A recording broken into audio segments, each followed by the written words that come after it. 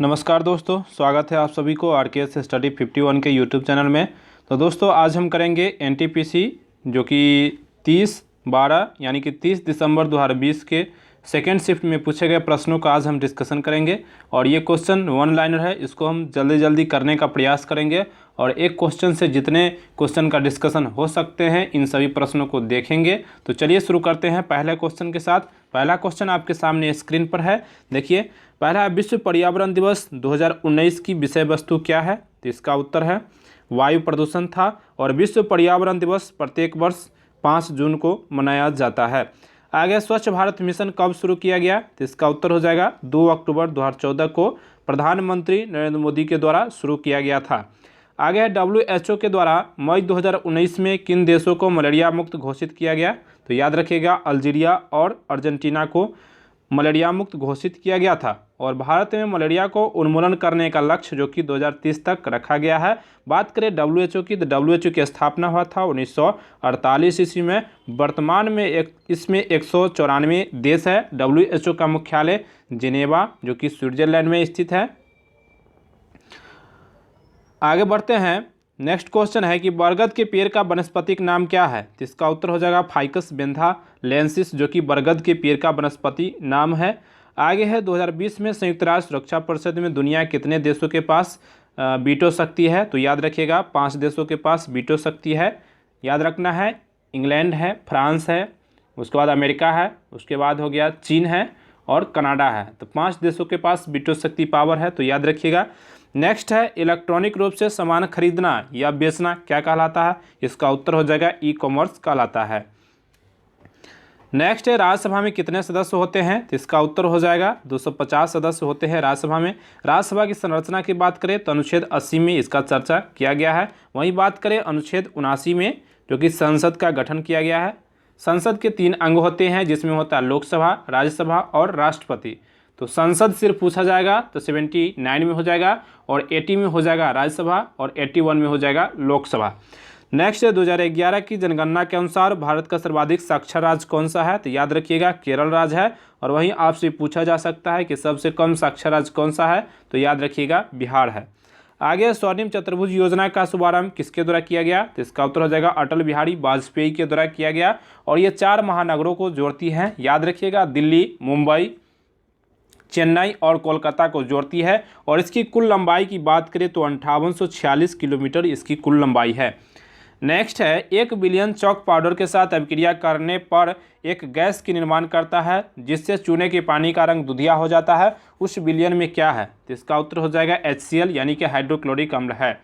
Next है किस राज्य में महिला उन्मुखी समुदाय आधारित गरीबी उन्मूलन कार्यक्रम कुटुम्बश्री के लागू किया गया? तो इसका उत्तर हो जाएगा केरल राज्य में कुटुम्बश्री योजना जो कि शुरू किया गया था।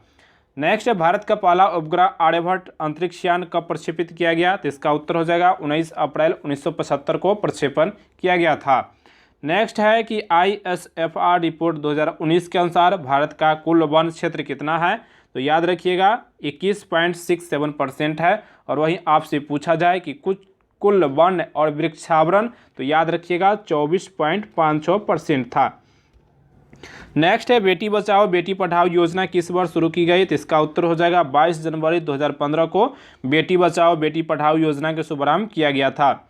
नेक्स्ट है कंप्यूटर फील्ड में OLE का विस्तार रूप क्या है? तो इसका उत्तर हो जाएगा ऑब्जेक्ट लिंकिंग एंड एम्बेडिंग है। नेक्स्ट है व्यक्तिगत सिद्धांत नीति किसने तैयार किया था? तो इसका उत्तर हो जाएगा लॉर्ड डलहौजी के द्वारा तैयार किया गया था। लॉर्ड डलहौजी का कार्यकाल रहा था 1848 से लेकर 1856 तक था। वहीं 1848 में पहले व्यक्तिगत सिद्धांत के तहत डलहौजी के द्वारा 17 राज्य को अपने में मिलाया था और अंतिम जो कि अवध को 1856 में कुशासन का आरोप लगाकर अपने राज्य में मिलाया था। और इसी के समय में 16 अप्रैल 1853 को पहली रेलगाड़ी मुंबई से ठाणे के बीच 34 किलोमीटर चली थी। और इसी के समय डाक तार व्यवस्था भी चली थी। सार्वजनिक निर्माण विभाग की भी स्थापना की गई थी। तो ये सभी याद रखना है। नेक्स्ट दहेज प्रतिषेध अधिनियम कब लागू किया गया? तो इसका उत्तर हो जाएगा 1961 में लागू किया गया था। एक क्वेश्चन है भारतीय अंतरिक्ष अनुसंधान समिति का गठन कब किया गया? तो याद रखिएगा 1962 में किया गया था। बल का SI इकाई क्या है? तो इसका उत्तर हो जाएगा न्यूटन है। नेक्स्ट क्वेश्चन, नोबेल पुरस्कार कितनी श्रेणियां में होती है? तो इसका उत्तर हो जाएगा 6 श्रेणियां में नोबेल पुरस्कार दी जाती है। शुरुआत में जब नोबेल पुरस्कार की शुरुआत हुआ था उस समय 5 क्षेत्रों में दी जाती थी और छठा क्षेत्र जो कि 1967 ईस्वी में शुरू किया गया और छठा क्षेत्र को 1969 में नोबेल पुरस्कार मिला था। नोबेल पुरस्कार की बात करें तो 1901 से दिया जाता है नोबेल पुरस्कार, तो ये सभी बातों को याद रखिएगा। नेक्स्ट है, भारत का सबसे नया नाभिकीय ऊर्जा संयंत्र कौन सा है? तो इसका उत्तर हो जाएगा कुडनकुलम, जो कि नाभिकीय संयंत्र में सबसे नवीनतम है। नेक्स्ट है, भारत रत्न का प्रावधान कब पेश किया गया था? तो इसका उत्तर है 1954 में पेश किया गया था। वर्तमान में भारत रत्न प्राप्त व्यक्तियों की संख्या की बात करें तो भारत 48 लोगों को अब तक भारत रत्न अवार्ड मिल चुका है। नेक्स्ट है, सार्क में कितने सदस्य देश है? तो इसका उत्तर हो जाएगा 8 सदस्य देश है। सार्क का मुख्यालय काठमांडू नेपाल में स्थित है और सार्क में 8 देश की बात करें तो चलिए बताते हैं आपको, याद रखिएगा। मालदीव, श्रीलंका, भारत, पाकिस्तान, नेपाल, भूटान और बांग्लादेश, तो ये सभी 8 देश जो है ये सार्क के कंट्री है, तो याद रखिएगा। आगे 1931 में इंडियन नेशनल कांग्रेस के अध्यक्ष कौन थे? तो इसका उत्तर हो जाएगा वल्लभ भाई पटेल। और 1931 के जो अधिवेशन हुआ था, कराची में अधिवेशन हुआ था, इसमें महात्मा गांधी ने कहा था कि गांधी मर सकते हैं लेकिन गांधी माद नहीं मर सकते हैं, और इसी में पहली बार मौलिक अधिकारों की मांग की बात कही गई थी। नेक्स्ट है, मीथेन का प्रतीक क्या होता है? तो इसका उत्तर हो जाएगा CH4, जो कि मीथेन का प्रतीक होता है। आगे है, अंग्रेजों ने मैसूर के साथ कितने युद्ध लड़े? तो इसका उत्तर है 4 युद्ध लड़े। और युद्ध की बात करें तो पहला युद्ध जो लड़े थे 1767 से 69 के बीच लड़े थे। दूसरा हो गया 80 से 84 के बीच लड़ा गया था। तीसरा हो गया 1790 से 92 के बीच लड़ा गया। और चौथा युद्ध जो लड़ा गया 1799 में लड़ा गया। पहला युद्ध जो कि मद्रास के संधि के तहत समाप्त हुआ, दूसरा जो कि मंगलोर की संधि के तहत, और तीसरा श्रीरंगपट्टनम के संधि के तहत समाप्त हुआ था, और चौथे आंग्ल मैसूर युद्ध में मारे गए थे, जिसलिए उसमें संधि समाप्त नहीं हुए थे। आगे है कि 2016 में भारत के स्मार्ट शहरों के रूप में विकसित किए जाने के लिए पहले बैच में कितने शहरों को चयन किया गया था? तो इसका उत्तर हो जाएगा 20 शहरों को चयन किया गया था।